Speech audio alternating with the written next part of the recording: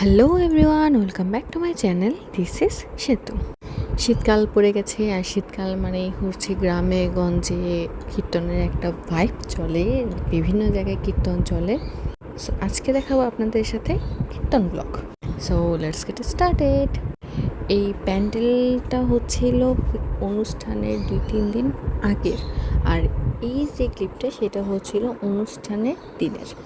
আমাদের বাড়ির কীর্তনটা এবার মেইনলি 4 দিন ধরে হয়েছে। 4 দিন বললে ভুল হবে, 5 দিন ধরে হয়েছে মহোৎসব নিয়ে। এখানে আমাদের বাড়ির পাশেই রান্নার আয়োজনের জন্য ত্রিপাল টানানো হচ্ছিল। আর এটা ছিল আমার ফার্স্ট দিনের লুক। জাস্ট আমি স্নান টান করে একটু রোদ পোহাচ্ছিলাম। এখানে মা আর আমি মিলে সব সরঞ্জাম রেডি করতেছিলাম, কারণ জল ভরতে যেতে হবে। জল ভরার মধ্যে মেইনলি থাকে এই কুলারটা আর হচ্ছে ঘটি, কিছু বাজনা বাটি। আমরা সন্ধ্যার আগে দিয়ে যাওয়ার চেষ্টা করেছিলাম, বাট সব কিছু গুছিয়ে উঠে আর সন্ধ্যার আগে দিয়ে যাওয়া পসিবল হয়নি। যেতে যেতে আমাদের সন্ধ্যা হয়ে গেছে, তার জন্য আমরা আজানের জন্য ওয়েট করছিলাম যে আজানটা দেওয়া শেষ হলে দেন আমরা নামবো। আর এটা ছিল পুরো গেট আমাদের, এটা ছিল আসরটা যেখানে বসে কীর্তন হয়েছিল। আপনাদের সাথে শেয়ার করব পরবর্তীতে, আপনারা সবাই দেখতেই পারবেন। আর এটা ছিল রাধা মাধবের একটা খুবই সুন্দর বিগ্রহ।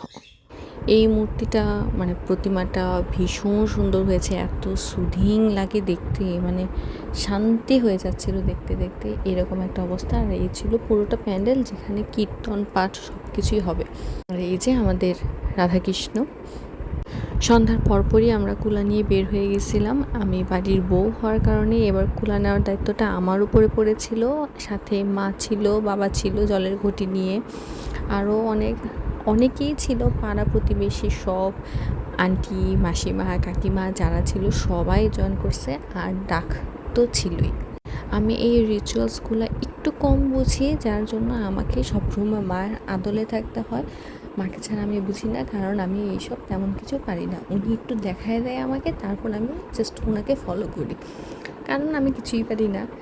মাকে এটা বলার পর মাও মানতে চায় না। মার কথা আসে উনি আমাকে দিয়েই করাবে, আমাকেই শেখাবে, কিন্তু উনি সাথে থাকবে, বাট উনি করবে না নিজে নিজে, আমাকে দিয়ে করাবে, আমাকে শেখাবে। সমস্যা নেই, এতে আমি মজাই পাই। আর এত কিছু দেখে যাচ্ছি, এত কিছু করে যাচ্ছি, কতটুকু মেমোরাইজড রাখতে পারছি আই ডোন্ট নো। একটু বলে দিলে আমার মনে পড়ে যায়, কিন্তু ওই যে একটু মাকে লাগে। যখন আমি যাচ্ছিলাম তখন তো আমার কাছে কুলা থাকায় আর আমি এমন কাউকেই পাচ্ছিলাম না যে আমাকে কিছু ভিডিও করে দেবে, কিছু রেকর্ডিং করে দেবে, আমি সেগুলো ব্লগে এডিট করব। থ্যাঙ্কস টু রনি ভাইয়া, যিনি এই ভিডিওগুলো নিছে, ওনার কারণেই আমি এই ভিডিও ক্লিপসগুলো অ্যাড করতে পারতেছি। আদারওয়াইজ এগুলোতে থাকার কোনো অপশানই ছিল না। এখানে আমরা জল ভরে চলে আসছি। জল ভরতে যাওয়াটা মেইনলি হচ্ছে মা গঙ্গাকে আমন্ত্রণ করে আসা, যে আমাদের বাড়িতে প্রোগ্রাম হচ্ছে, তুমি কাইন্ডলি আমাদের বাড়িতে এসো, দেখে যেও। আর আমাদের এই প্রোগ্রামটা যেন খুবই সুন্দরভাবে সম্পন্ন করতে পারি, তুমি সেটার জন্য আশীর্বাদ করো।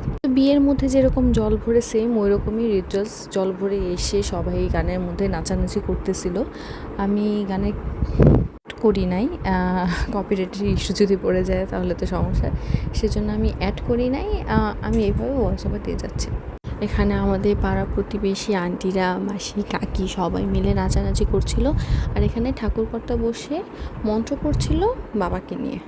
এই কীর্তনটা মেনলি আমার বাবা, মানে শ্বশুর বাবাই অর্গানাইজড করে থাকে। উনি এই কীর্তনটা করার স্টেপ নিয়েছিল বিধায় এত সুন্দরভাবে এই কীর্তনটা হয়ে গেল। এই কীর্তনটা কিন্তু মেইনলি কোনো মন্দিরে হয়নি, জাস্ট আমাদের বাড়ির পাশে একটা খালি জায়গা ছিল, বাবা স্টেপস নিয়েছে যে ওখানেই করবে, আর ফাইনালি উনি সম্পন্ন করছেন। প্রথম 2 দিন ছিল পাঠ, পরের 2 দিন ছিল অষ্টকালীনের কীর্তন, আর এর পরের দিন ছিল মহা উৎসব। তো আজকে তার মানে প্রথম দিন যেহেতু ছিল, তার মানে পাঠ ছিল। এখানে আমার বাবা এসেছিল পাঠ শোনার জন্য। আমার বাড়ি থেকে আর কেউ আসে নাই, কারণ ওই যে নদীটা পার হতে হয়, তো আর শীতের কাল, একটু ঠান্ডা লেগে যাওয়ার ভয় থাকে। সকালবেলা দুপুরবেলা হলে একটা মানা যায়, সমস্যা নেই। বাবা আসছে, বাবা এসে পাঠ শুনে গেছে, এতেই খুব খুশি। আর এটা ছিল রাত 12:30টায় ক্লিপস, যখন সবাই চলে গেছে। আর এটা হচ্ছে তার পরদিন, মানে দ্বিতীয় দিন। কাটাকাটি আয়োজন চলতেছে, রান্নাবাটি হবে। এখানে রান্নার লোকও চলে আসছে 6:30টার দিকে, ভোর 6:30 বাজে রান্নার লোক চলে আসছে, ওই যে দেখা যাচ্ছে। আর এইখানে আমি স্নান করে রেডি হয়ে গেছি, কারণ একটু নিচে আমি রাধা মাধবের কাছে যাব, একটু দর্শন দিয়ে আসবো। আর এই যে এখানে চালের বস্তা, ডালের বস্তা সব রাখা, কারণ বাসায় আর ধরতেছে না, সিঁড়িতে রাখা আছে, যেহেতু সব জায়গায় সিসি ক্যামেরা আছে, তো তেমন কোনো টেনশন নেই। এখানে রাধা মাধবকে একটু দর্শন করে গেলাম। এরপরে আমি চলে গিয়েছিলাম আমাদের নিচের ফ্ল্যাটে একটা আন্টি থাকে, ওনার রুমে, মানে ওনার ঘরে। ওখানে গিয়ে একটু ক্লিপস নিয়ে নিলাম। আর ওনার ঘরেও তখন খাবারের আয়োজন ছিল। সে কীর্তন দলের লোক বা পাঠ যারা করে তারা সবাই মিলে এই ঘোড়ার তার পাশে ঘর, মানে গ্রাউন্ড ফ্লোরের অ্যাপার্টমেন্টে খাওয়া দাওয়ার আয়োজন ছিল, রান্নাবান্নার আয়োজন ছিল। দুপুরবেলাও ছিল, রাতের বেলাও ছিল ওনাদের ওখানে। আর আমাদের রান্নার আয়োজন তো ওই যে উপরে হচ্ছিল, উপরে আবার 2 ভাগে ভোগের আয়োজন চলছিল। আর আজকে ছিল মার দীক্ষা গুরু, যিনি ওনার পাঠের আয়োজন, উনি হচ্ছে মার দীক্ষা গুরু। ওনারই একজন দলের লোক এসেছিল রান্নার জন্য, একটু আগে যে আমি ভিডিওতে দেখিয়েছি। উনি রান্না করছে, যেহেতু ওনারা ব্রাহ্মণ, ওনারা কারোর হাতে রান্নায় নিতে পারবে না, মানে খেতে পারবে না। সো ওনাদের লোকজন হলেই আর কি রান্না করলে ওনারা সেই প্রসাদটা পেতে পারবে। সো এই জন্য লোক পাঠিয়ে দেওয়া হয়েছে। এখানে উনি ঠাকুরের কাছে ভোগ দিয়ে পূজা করছিল। আজকে সেই মার দীক্ষা গুরু, যিনি ওনারই পাঠের আয়োজন ছিল। মানুষজন আমরা যেভাবে ভেবেছিলাম যে মোটামুটি রকমের হবে, বাট নো, উই ওয়ার রং। ওখানে এত বেশি মানুষজন ছিল, মানে কল্পনার বাইরে। আর এখানে প্রসাদের আয়োজন ছিল। টোটাল 5 দিনই এখানে প্রসাদ বিতরণের প্রোগ্রাম ছিল। সবাই প্রসাদ পেয়েছে যারা যারা এসেছে। এখানে আমার মেয়ের বাবা, মানে টুকির বাবা, ও সব ফ্রেন্ড সার্কেল নিয়ে, আমার মামা শ্বশুর আরও কয়েকজন লোক মিলে এখানে প্রসাদের অ্যারেঞ্জমেন্ট করতেছিল। এখানে আমার রাধা তার বাবাকে একটু হেল্প করতেছিল। সবাই মিলে কঠোর পরিশ্রম করে গেছে এই কীর্তনটা সফলভাবে নেওয়ার জন্য। অ্যান্ড থ্যাঙ্কস টু গড যে সব সুন্দরভাবে সম্পন্ন হয়ে গেছে। আমি সেখানে বসে বেশ কিছুক্ষণ পাঠ শুনেছি, সেটা তো আমি অডিও দিতে পারিনি, সমস্যা নেই, ভয়েস ওভার দিয়েছিলাম। আমি বসেছিলাম মার সাথে, এই যে এখানে আমার মা বসেছিল, শাশুড়ি মা, আমি ওনার সাথে বসেছিলাম। আর এই ক্লিপটা ছিল প্রসাদ বিতরণের সময় সবাই মিলে প্রসাদ নিচ্ছে।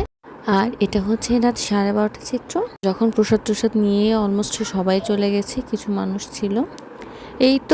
এই ছিল আজকের ব্লগ। আমি মেইনলি কীর্তনের পাঠের যে 2 দিন ছিল সেটা নিয়ে আজকের ব্লগটা তৈরি করেছি। নেক্সট পার্টে অতি শীঘ্রই দেওয়ার চেষ্টা করবো। এতক্ষণ সঙ্গে থাকার জন্য ধন্যবাদ। Thanks for watching.